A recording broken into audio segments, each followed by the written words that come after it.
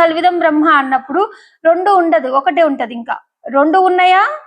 అది ఏమైతే మాయతో కూడుకున్నది, అజ్ఞాన పూరితంగా చూస్తే రెండు ఉన్నది ఒకటే. జ్ఞాన చక్షుతో, జ్ఞానంతో, పరిపూర్ణమైన పరిపక్వత జ్ఞానంతో భగవంతుని తెలుసుకుంటే ఉన్నది పరమాత్మ ఒకటే, అంతటా ఆవరించి ఉంది. సర్వం కల్విదం బ్రహ్మ, మొత్తం పరమాత్మే వ్యాపకమై ఉన్నది అనే దృఢ నిశ్చయం కలుగుతుంది.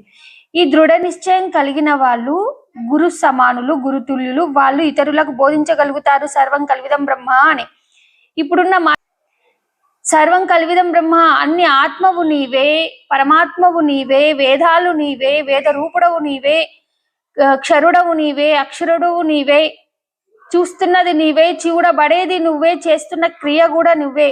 అంటే ఉన్నది మొత్తం సర్వవ్యాపకమై పరబ్రహ్మ ఉన్నప్పుడు చేసేవాడు, చేస్తున్న పని, కర్త, కర్మ, క్రియ, ఈ మూడు ఒకటే అని అర్థం.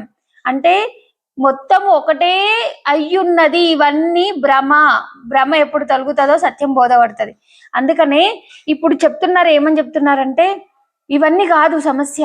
వేదం ఏం చెప్తుంది? వేద రహస్యం ఏంది? వేదం ఎవరు రాసిరు? వేదవేత్తుడు రాసిండు. అంటే వేదాన్ని లోపల దర్శించి, వేద రూపాన్ని దర్శించి, అంటే పరమాత్మ స్వరూపమే వేదం.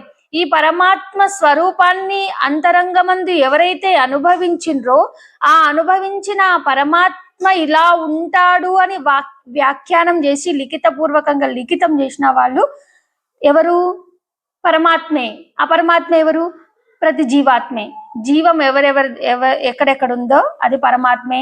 అంటే జడశక్తి జడాత్మిక, అంటే కదిలే దానిలో, కదలని దానిలో, ములుగుచ్చ సంధి లేకుండా ప్రతి అణువులో ఉన్నది. అంటే ఇంకా చెప్పడానికి ఏముంది? మొత్తం అదే ఉన్నది. లేనిదే ఈ మాయ, ఈ అజ్ఞానం కూడా ఇవన్నీ ఉన్నాయి. అంటే అజ్ఞానం కూడా దాంట్లోనే ఉంది. అంటే జ్ఞానము నీవే, అజ్ఞానము నీవే, క్షరుడవు నీవే, అక్షరుడవు నీవే, నశించనిది నీవే, నశించేది నీవే.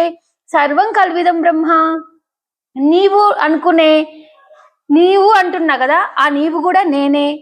నువ్వేమనుకుంటున్నావు? నువ్వు అంటున్నావు. ఆ నువ్వును కూడా నువ్వు, నేను నువ్వు ఇద్దరం ఒకటే. నువ్వు నేను వేరు కాదు, ఒకటే.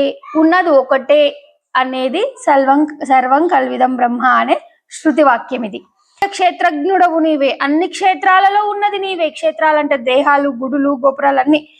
ప్రతి క్షేత్రం, కుక్క, నక్క, పిల్లి, పంది, ఆవు, దోమ, చీమ, కరోనా వైరస్, బ్యాక్టీరియా, శైవలాలు, శిలీంధ్రాలు, ప్రోటోజోవా, కంటికి కనిపించని సూక్ష్మజీవులు, కంటికి కనిపించే అతిపెద్ద జీవరాశులు, స్థావర జంగమాదులు అన్ని కూడా పరమాత్మ